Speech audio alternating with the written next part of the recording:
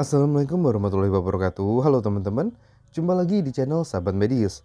Pada video kali ini, kita masih akan membahas mengenai latihan soal P3K, khususnya untuk farmasi perawat tahun 2023 bagian ke-16. Dengan materi pembahasan pada video kali ini adalah tentang soal kemampuan teknis. Dan gak usah berlama-lama, langsung saja kita masuk ke soal yang pertama. Seorang perawat komunitas sedang melakukan pengkajian keperawatan untuk menentukan status kesehatan keluarga di desa binaannya. Dari hasil pengkajian, diperoleh data 30% belum memiliki jamban di rumahnya, 75% warga memiliki sumber air bersih di rumah, dan 45% warga tidak memanfaatkan Fasiankes saat sakit. Pertanyaannya, apakah jenis data yang sedang dikaji oleh perawat tersebut? A. Data primer, B. Data sekunder, C. Data inti, D. Data subsistem, atau E. Data persepsi. Seperti biasa, sebelum kita masuk ke pembahasannya, di sini kita memberikan teman-teman waktu 5 detik untuk memilih jawaban yang benar. Dan jawaban yang tepat adalah opsi D, yaitu data subsistem. Berbeda dengan pengkajian individu, kalau pada pengkajian individu, pada pengkajian terdiri dari dua jenis data, yaitu data primer dan data sekunder. Sedangkan pada pengkajian komunitas, di sini ada 3 jenis data ya teman-teman, yaitu data inti, data subsistem, dan data persepsi. Sekarang kita bahas untuk setiap opsinya. Pada data pengkajian komunitas, yang pertama di sini ada data inti. Yang dikaji terdiri dari sejarah atau riwayat daerah tempat tinggal, demografi yang meliputi usia, jenis kelamin, ras, dan etnis, kemudian tipe keluarga, statistik vital seperti angka kelahiran dan kematian, serta agama. Kemudian yang kedua di sini ada data subsistem. Yang dikaji meliputi yang pertama adalah lingkungan fisik. Untuk lingkungan fisik ini meliputi kualitas air, pembuangan limbah, kemudian perumahan, serta kualitas udara. Berikutnya ada data pelayanan kesehatan dan sekolah. Yang dikaji adalah ada tidaknya Fasiankes seperti rumah sakit, puskesmas, pustu di wilayah pengkajian komunitas dilakukan. Berikutnya ada ekonomi. Ini yang dikaji adalah karakteristik keuangan keluarga, status pekerjaan, dan jumlah penduduk yang tidak bekerja di daerah tempat pengkajian dilakukan. Berikutnya ada politik dan sistem pemerintahan. Ini yang dikaji meliputi RT RW dan ada tidaknya organisasi seperti PKK dan Karang Taruna. Berikutnya ada komunikasi, ini sudah cukup jelas. Lalu ada data pendidikan, ini meliputi tingkat pendidikan dan akses pendidikan di wilayah tersebut. Dan yang terakhir di sini ada data rekreasi. Yang dikaji meliputi ada tidaknya wahana bermain atau tempat rekreasi di wilayah tempat pengkajian komunitas dilakukan. Lalu data yang terakhir di sini ada data persepsi. Untuk data persepsi ini ada 2 ya teman-teman, yaitu persepsi masyarakat dan persepsi perawat. Untuk persepsi masyarakat ini adalah bagaimana perasaan masyarakat tentang kehidupan bermasyarakat yang dirasakan di lingkungan tempat tinggal mereka. Kemudian untuk persepsi perawat, ini berupa pernyataan umum tentang kondisi kesehatan dari masyarakat, apa masalah potensial yang dapat diidentifikasi, dan apa yang menjadi kekuatan dari kondisi kesehatan masyarakat tersebut. Oke, sebelum kita masuk ke soal berikutnya, di sini kita mau menginfokan salah satu platform penyedia latihan soal P3K yang bisa teman-teman ikuti. Platform tersebut adalah NIP Warrior.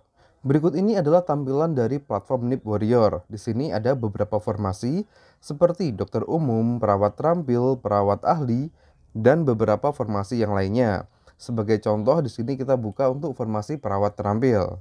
Jika teman-teman gabung pada platform ini, beberapa fasilitas yang teman-teman dapatkan diantaranya, yang pertama pembahasan soal bersama mentor melalui Zoom, kemudian 13 video pembelajaran kompetensi manajerial, sosiokultural, dan wawancara, 4 paket tryout kemampuan teknis perawat, 4 paket tryout manajerial, sosiokultural, dan wawancara, kemudian teman-teman juga mendapatkan PDF materi, baik itu tentang keperawatan maupun tentang kesehatan umum. Selain itu juga, teman-teman akan difasilitasi grup WhatsApp dan free konsultasi dengan tim NIP Warrior. Untuk cara gabungnya, teman-teman tinggal klik saja linknya di deskripsi video ini. Oke, kita kembali ke materi video kita ya teman-teman. Untuk soal nomor 1 ini sudah cukup jelas ya teman-teman. Sekarang kita masuk ke soal nomor 2. Seorang perawat puskesmas hendak mengumpulkan data dan informasi terkait maraknya kasus DBD di wilayah kerjanya.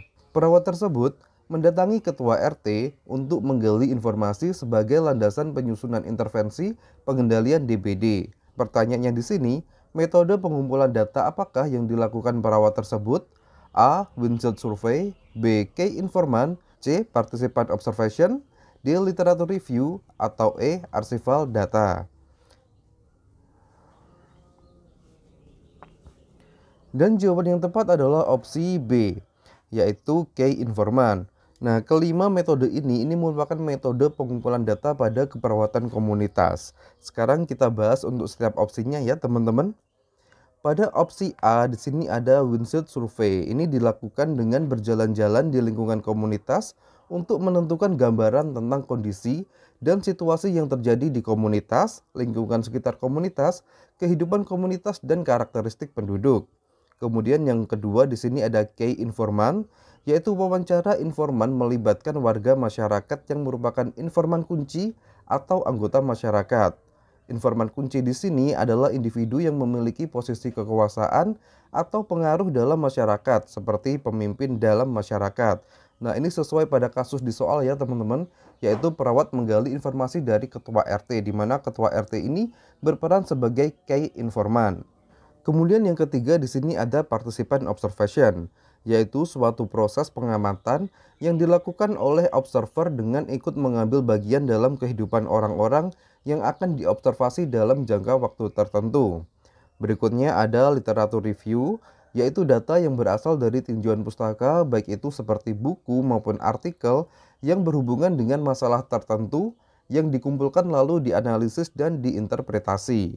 Dan yang terakhir ada archival data, yaitu data yang menggambarkan kesehatan masyarakat seperti data statistik vital. Ini termasuk data kelahiran, kematian, dan status kesehatan ya teman-teman. Sekarang kita masuk ke soal berikutnya. Rina adalah seorang perawat yang bekerja di Polyvisity Rumah Sakit. Saat ia bekerja, ia bertemu dengan kawan lamanya yang sedang memeriksakan kondisi kesehatannya di Polyvisity. Setelah selesai jam pelayanan, Rina membicarakan kondisi temannya yang menderita HIV di grup WhatsApp. Pertanyaannya, tindakan yang dilakukan perawat tersebut bertentangan dengan etik keperawatan, khususnya etik A. Autonomy, B. Justice, C. Fidelity, D. Confidentiality, atau E. Veracity. Dan jawaban yang tepat adalah opsi D, yaitu confidentiality atau kerahasiaan. Sekarang kita bahas untuk setiap opsinya ya teman-teman.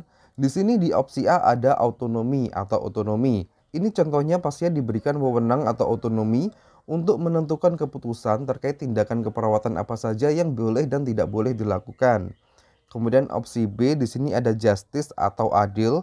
Contohnya perawat tidak membeda-bedakan pasien baik itu berdasarkan status ekonomi, ras, agama, dan lain sebagainya. Kemudian opsi C di sini ada fidelity atau menepati janji. Contohnya perawat membuat kontrak dengan pasien, kemudian perawat menepati janjinya tersebut. Dan yang terakhir di sini ada veracity atau kejujuran. Contohnya perawat menginformasikan dengan sebenar-benarnya terkait kondisi pasien. Oke, sekarang kita masuk ke soal berikutnya. Seorang perawat puskesmas didampingi dengan dokter pemeriksa melakukan kunjungan rumah di desa binaannya untuk mengetahui jumlah penduduk yang menderita hipertensi. Perawat melakukan pemeriksaan tekanan darah, mengedukasi penyebab dan pencegahan hipertensi, serta melakukan pengobatan pada pasien yang terdiagnosa hipertensi. Pertanyaannya, apakah tindakan yang dilakukan perawat tersebut? A. Pencegahan primer, B. Pencegahan sekunder, C. Pencegahan tersier, D. Pengumpulan data, atau E. Promosi kesehatan. Dan jawaban yang tepat adalah opsi B, yaitu pencegahan sekunder. Dalam konsep pencegahan terdapat 3 jenis pencegahan ya teman-teman, yaitu pencegahan primer, pencegahan sekunder, dan pencegahan tersier. Sekarang kita bahas untuk ketiganya. Yang pertama adalah pencegahan primer. Di sini dilakukan sebelum terjadinya masalah, dan kegiatan yang dilakukan adalah melakukan promosi kesehatan serta proteksi kesehatan. Ini seperti melakukan vaksinasi atau imunisasi sebelum terjadinya penyakit. Kemudian yang kedua di sini ada pencegahan sekunder. Ini dilakukan saat terjadi masalah. Jenis kegiatan yang dilakukan adalah deteksi dini, pemeriksaan, pengobatan. Ini sesuai pada soal ya teman-teman, yaitu perawat melakukan screening atau deteksi dini hipertensi, kemudian mengedukasi penyebab dan pencegahannya, serta memberikan pengobatan pada pasien hipertensi. Dan yang terakhir di sini ada pencegahan tersier. ini dilakukan setelah terjadi masalah. Untuk kegiatan yang dilakukan yaitu pendidikan kesehatan lanjutan, ini tujuannya agar masalah tidak terjadi lagi dan rehabilitasi. Oke, sementara cukup sekian dulu untuk video kali ini. Semoga video singkat ini bisa bermanfaat dan semua teman-teman di channel ini bisa lolos pada seleksi P3K tahun ini. Wassalamualaikum warahmatullahi wabarakatuh. Sampai jumpa di video berikutnya.